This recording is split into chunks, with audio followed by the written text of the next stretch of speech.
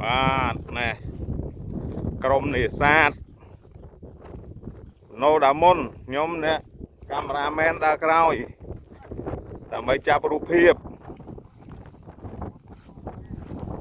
ទៅហើយ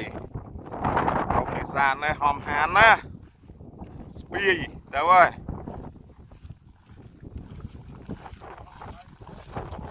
តាសាល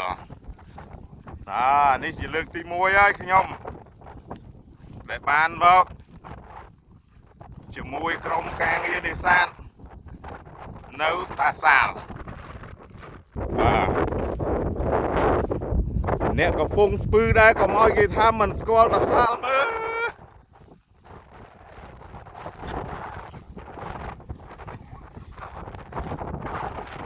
តាសាលមើល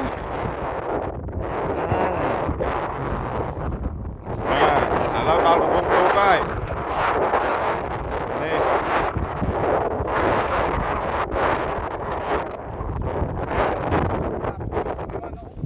ចូលដល់កំពង់ទូកហើយនេះអូនេះទៅកំពង់ទូកហ៎កំពង់ទូកខ្ញុំជាលើកទី1នេះបាទ